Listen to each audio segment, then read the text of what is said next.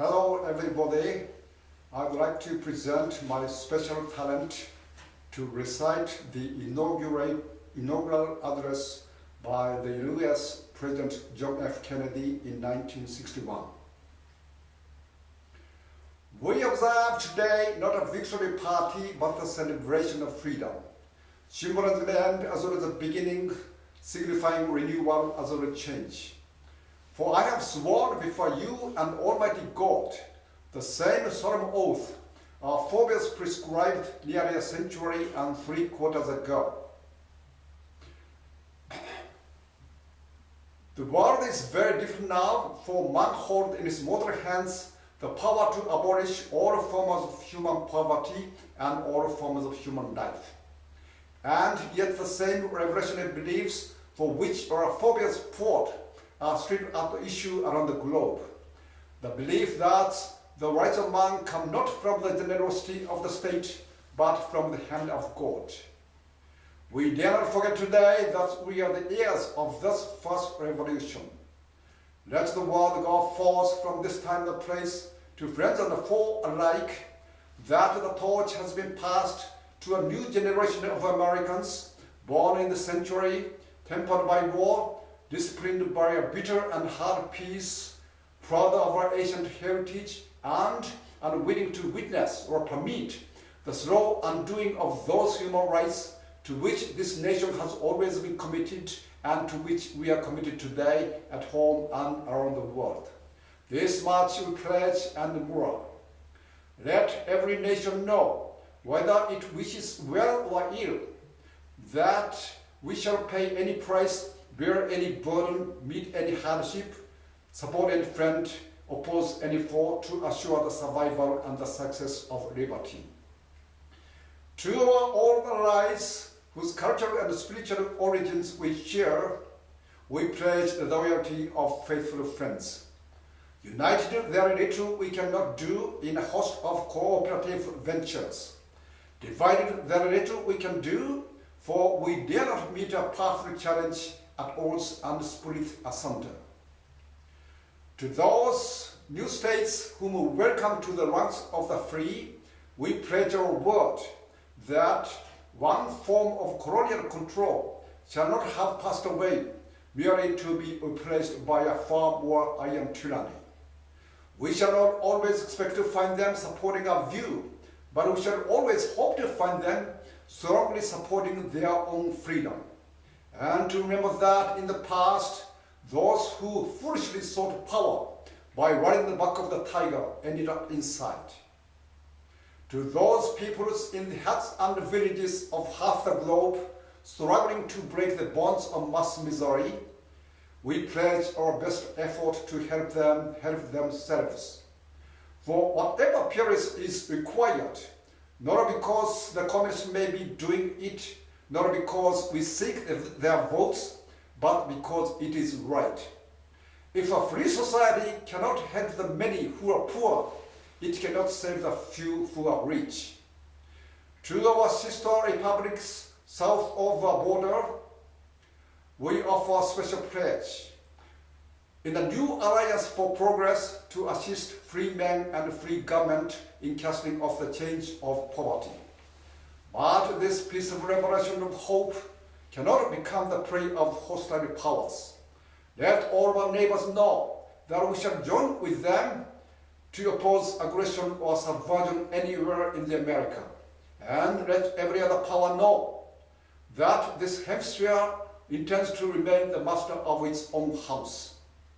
Through that World Assembly of Sovereign States, the United Nations, our last best hope in an age where the instruments of war have outpaced the instruments of peace, we renew our pledge of support to prevent it from merely a forum for invective, to strengthen its shield of the new and the weak, and to enlarge the area in which its reach may run. Finally, to those nations who would make themselves our adversary, we offer not a pledge but a request that both sides begin anew the quest for peace before the dark powers of destruction unsealed by science, engulf all humanity in planned or accidental self-destruction.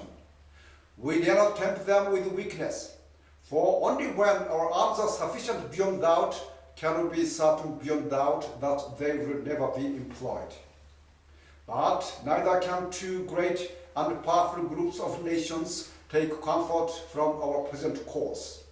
Both sides, overburdened by the cost of modern weapons, both rightly alarmed by the steady spread of deadly atom, yet both racing to alter the uncertain balance of terror that stays the mankind's final war.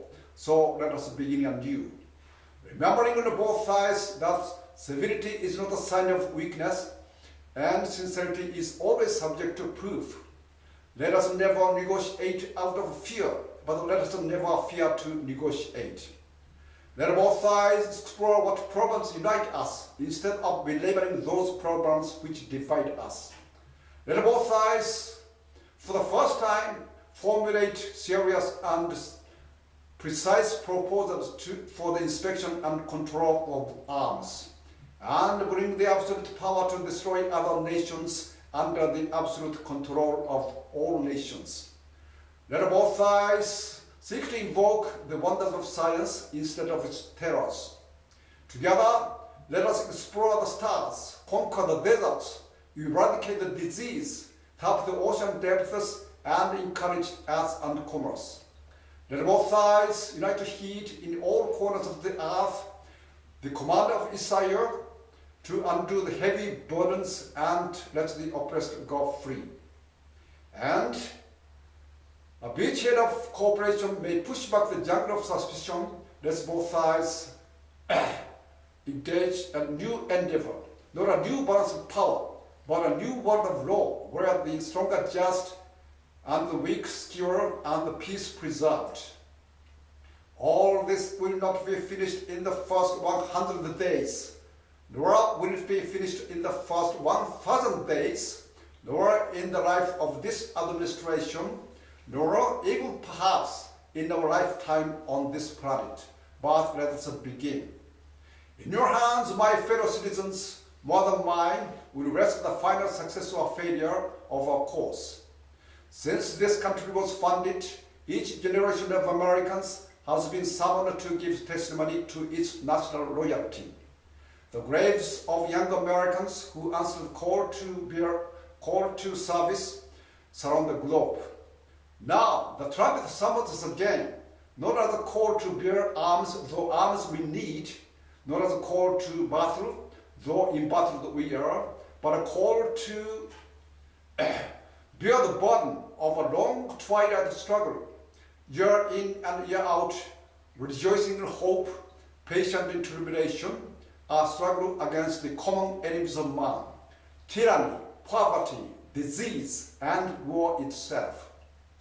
Can we forge against these enemies a global and great alliance, north and south, east and west, that can assure a more fruitful life for all mankind?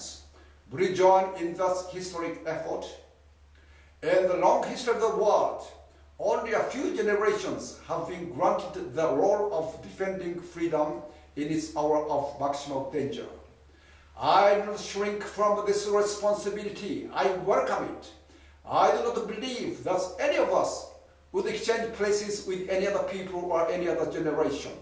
The energy, the faith, the devotion which you ask of us here will light our country and all who serve it. And the glow from this fire can truly light the world.